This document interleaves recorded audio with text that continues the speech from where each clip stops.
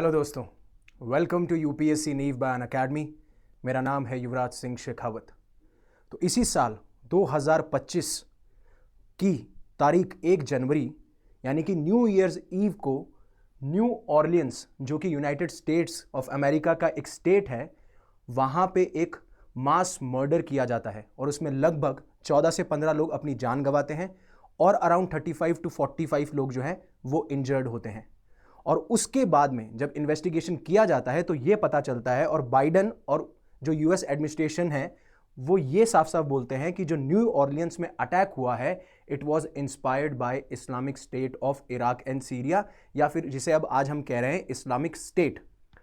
अब जो ये अटैक हुआ था उसमें एक जो ड्राइवर थे वो आर्मी वेटरन थे। तो आप देख सकते हैं कि हो सकता है कि इस्लामिक स्टेट जो है, जिस तरीके से 2014 के टाइम पे जो टेरिटरीज उन्होंने कैप्चर करके रखी थी इराक और सीरिया में, 2019 में जब यूएस और यूएस लेड फोर्सेस और बाकी कुर्दिश फोर्सेस और इराकी गवर्नमेंट ट्रूप्स इनके खिलाफ एक मोर्चा चलाते हैं, एक अभियान चलाते हैं, जिसकी वजह से ये अपनी टेरिटरीज को लूज कर देते हैं। बट इस्लामिक स्टेट का जो प्रेजेंस हमें डिफरेंट नेशंस में देखने को मिल रहा है वो बहुत ज़्यादा डेंजर है। और इसी के तहत एक रिपोर्ट निकल के आई है जिसमें यह कहा जा रहा है कि इस्लामिक स्टेट दोबारा से अपनी जड़ें फैला रहा है और इंडिया को उसके लिए सतर्क हो जाना चाहिए।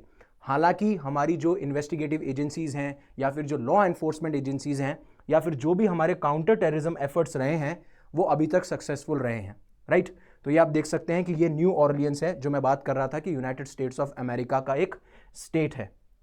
अब जैसा मैंने आपको बताया कि जनवरी 1 जो अटैक हुआ है न्यू ऑर्लियंस के अंदर, वो साफ साफ ये हाईलाइट करता है, ये दर्शाता है कि इस्लामिक स्टेट हो सकता है कि अपनी जो टेरिटरीज उन्होंने पहले एक्वायर की थी या फिर कैप्चर की थी, उनकी टेरिटरी के लेवल पे उनका जो एक दबदबा है वो कम हुआ हो, बट जो उनके तरीके हैं अटैक करने के, मास मर्डर करने के, टेररिस्ट अटैक करने के, वो चेंज हो चुके हैं।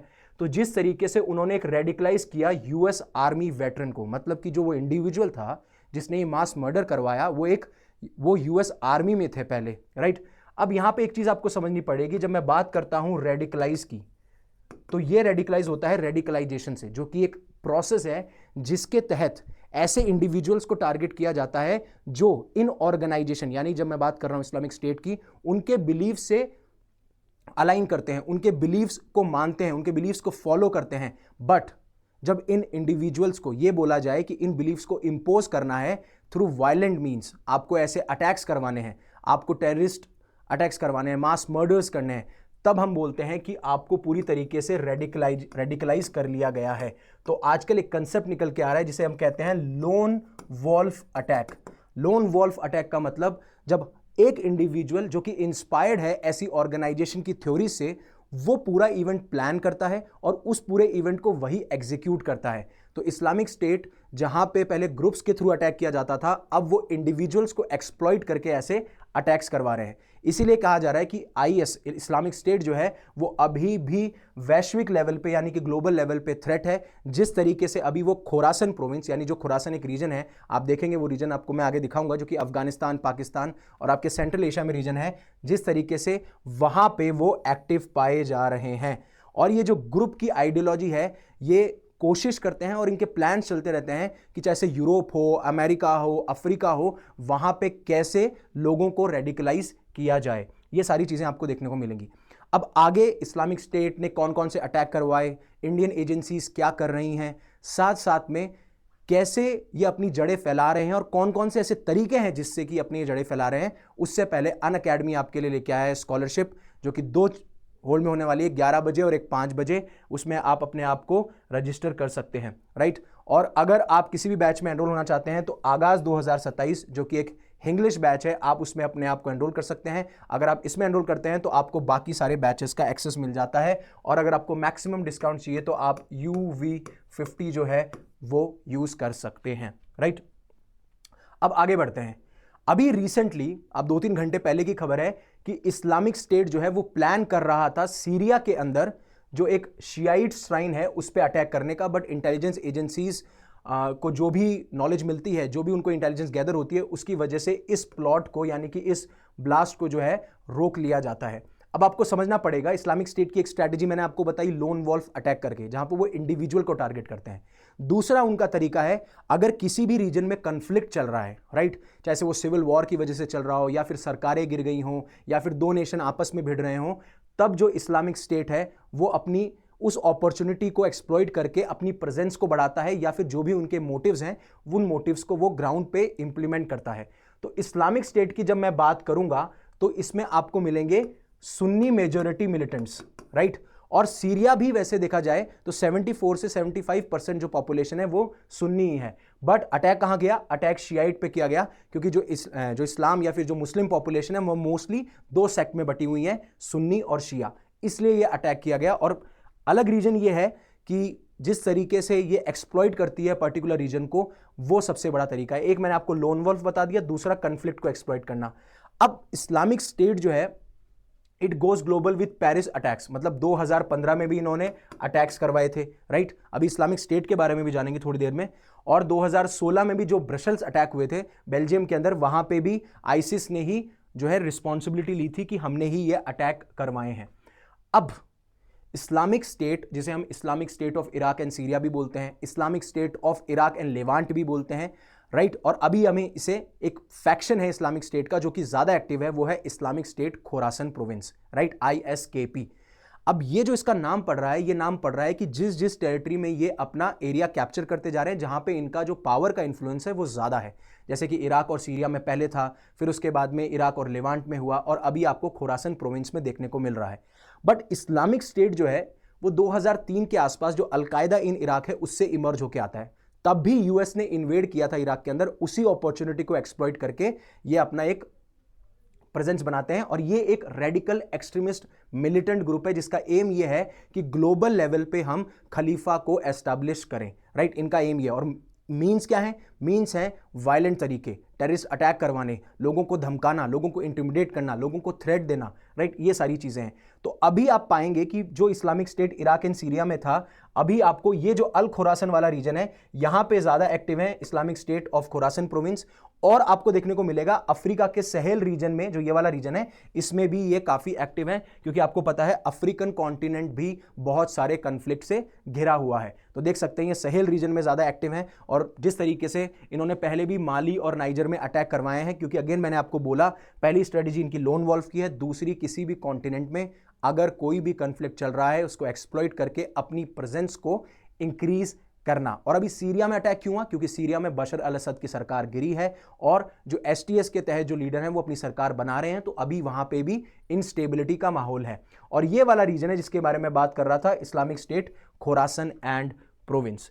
अब आते हैं अपनी बात पे, तो किस तरीके से इंडिया के जो एक्टिविटीज हैं या फिर इस्लामिक स्टेट की जो एक्टिविटीज इंडिया में कैसे तेजी पकड़ रही हैं।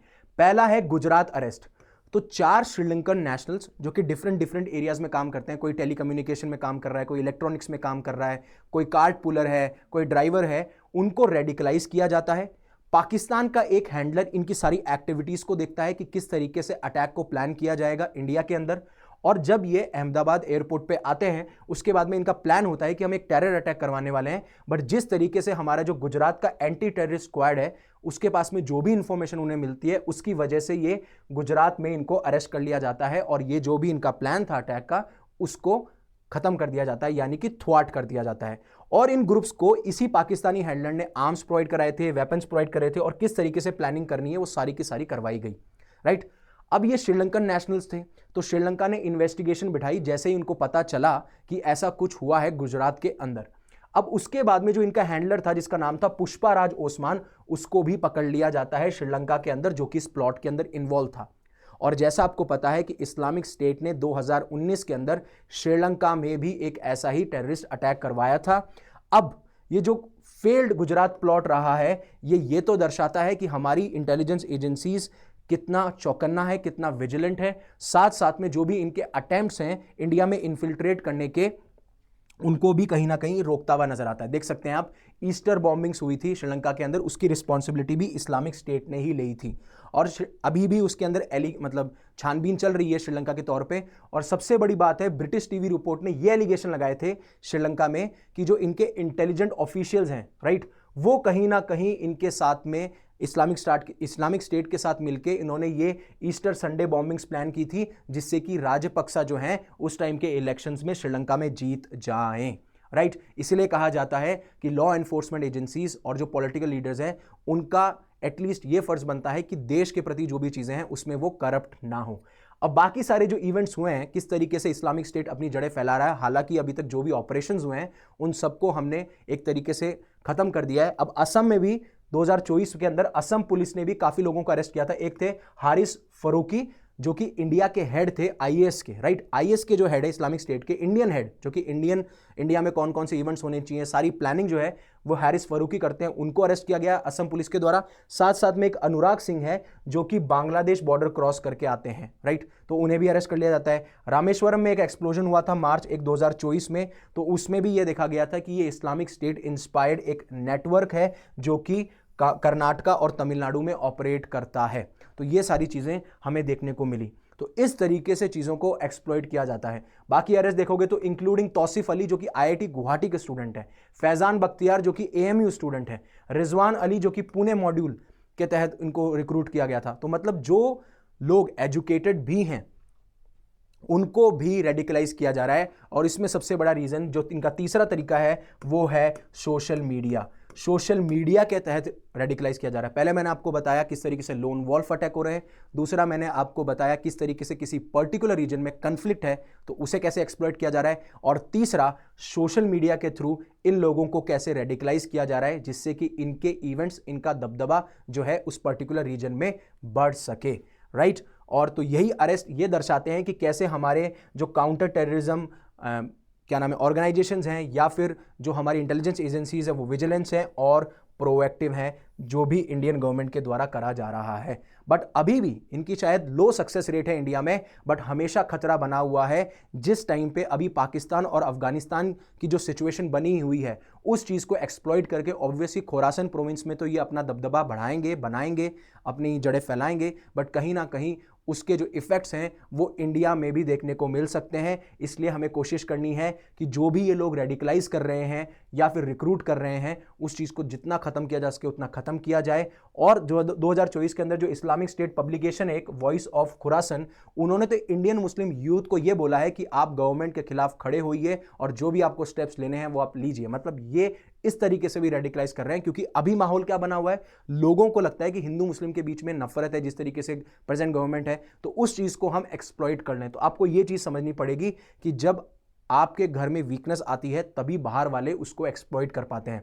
आपको यह चीज ध्यान रखनी है। और यूएन रिपोर्ट ने भी यह हाईलाइट किया कि अभी भी थ्रेट जो है वो इस्लामिक स्टेट खुरासन प्रोविंस के द्वारा दिया जा रहा है, डिस्पाइट कि अभी हालांकि ये एक लार्ज स्केल पे अटैक्स नहीं करवा पा रहे हैं, बट स्टिल ये अभी जिस तरीके से इंडिविजुअल लोगों को रिक्रूट कर पा रहे हैं, रेडिकलाइज कर पा रहे हैं, वो भी बहुत खतरनाक है। मान लीजिए कोई भी एक इंडिविजुअल, क्योंकि उस पर निगरानी रखना बहुत मुश्किल है, अगर किसी भी स्टेट से एक दो इंडिविजुअल को आपने रिक्रूट कर लिया और वो ऐसे जैसे न्यू ऑर्लियंस में अटैक हुए थे, जो मास मर्डर हुए थे, अगर वो वैसे करते पाए जाएं तो वो भी हमारी नेशनल सिक्योरिटी और इंटरनल सिक्योरिटी के लिए एक बहुत बड़ा खतरा है। लेकिन सबसे बड़ी बात आती है जिस तरीके से हमारी सिक्योरिटी एजेंसीज विजिलेंट हैं, प्रोएक्टिव हैं, एफर्ट कर रही हैं, तो कहीं ना कहीं जो ये लार्ज स्केल पे अटैक्स करना चाहते हैं वो नहीं हो पा रहा। और जो हमारा इंडिया है, प्यारा इंडिया, उसकी जो डेमोक्रेसी की स्ट्रेंथ है वो भी रिफ्लेक्ट होती है इन सारी चीज़ों में। अभी तक हमारी इंडियन सिक्योरिटी एजेंसीज इस थ्रेट को मैनेज कर पाई है, काउंटर कर पाई है, बट अगेन साथ साथ में हमें विजिलेंट रहना जरूरी है। अगर हम कंप्लेसेंट हुए, अगर हम कंटेंट हुए, अगर हम सेटिस्फाइड हुए, तो एक ऐसा मौका ढूंढना इस्लामिक स्टेट के लिए कोई बहुत बड़ी मुश्किल नहीं होगी। और अगेन एक बार ऐसा होने लगा तो उसका हमें डोमिनो इफेक्ट देखने को मिलेगा बाकी सारे स्टेट्स में भी, राइट। तो इसलिए कहा जा रहा है कि इंडियन सिक्योरिटीज ने जो भी एफर्ट डाले हैं, जिस तरीके से इन सारे अटैक्स को रोका गया है, तो अब हमें कंप्लेसेंट नहीं होना है, क्योंकि जो नेचर है टेररिज्म का वो अनप्रेडिक्टेबल है। आपको नहीं पता कि वो कौन सी इवेंट्स प्लान कर रहे हैं, कौन सी स्ट्रैटेजीज के तहत वो इवेंट्स प्लान कर रहे हैं। इसलिए बहुत क्रूशियल हो जाता है कि हम विजिलेंट रहें, प्रोएक्टिव रहें और सेटिस्फाइड और कंटेंट ना हो। तो अगेन अगर आप 2025 की तैयारी कर रहे हैं प्रीलिम्स के लिए, तो अनअकैडमी आपके लिए लेके आए prelims success program. Maximum discount आपको मिल सकता है UV50 के ऊपर, तो आप डिस्क्रिप्शन में जा सकते हैं, आपको लिंक मिल जाएगा। कोई भी आपको डाउट है तो I will be happy to resolve that doubt. इस तरीके से complete syllabus coverage, 20 prelims mock test, ये सारी चीज़ें आपको देखने को मिलेगी। और अगर आप मेंस निकाल चुके हैं 2024 का, तो जो फाइनल हर्डल है इंटरव्यू, अगर आप उसको क्रॉस करना चाहते हैं तो फ्री में अनअकैडमी जो है आपके लिए मॉक इंटरव्यू कंडक्ट करा रहा है, आप एनरोल कर सकते हैं। Limited slots are available. So hope आपको पूरी पिक्चर क्लियर हुई होगी कि इस्लामिक स्टेट जो है वो कैसे अपनी जड़ें फैला रहा है, क्या उनकी स्ट्रैटेजीज रहती हैं, और कैसे प्रेजेंट टाइम्स में और पास्ट टाइम्स में उनका जो दबदबा है कभी बढ़ा है कभी गिरा है, और कैसे अभी उनके पास मौका है कि जब पहले जब उनका बहुत होल्ड था एक बहुत बड़ी लार्ज टेरिटरी पे, चाहे वो इराक और सीरिया हो, अब उनका वो दबदबा कम तो हुआ है, बट जिस तरीके से इन्होंने अपनी डिफरेंट ऑर्गेनाइजेशन, जब से इनका बंटवारा हुआ है तो इन्होंने different organization, different continent, different nations में एक्टिव कर रखी है, वो एक बहुत ज़्यादा बड़ा खतरा है, क्योंकि हमें नहीं पता कि कब कौन से देश और किस स्टेट में आपको एक टेररिस्ट अटैक, मास मर्डर या मास अटैक देखने को मिल जाए। So again thank you very much for giving me a precious time. अगर आपको ये लेक्चर अच्छा लगा तो प्लीज़ इसे लाइक कीजिए, राइट। और अगर ये लेक्चर आपकी लाइफ में वैल्यू ऐड करता है और आपको लगता है किसी और की लाइफ में वैल्यू ऐड कर सकता है, इसे शेयर कीजिए, और ऐसे ही रेगुलर कंटेंट के लिए हमारे चैनल को सब्सक्राइब कीजिए। Again thank you very much for giving me a precious time. Stay safe, stay happy, शब खैर।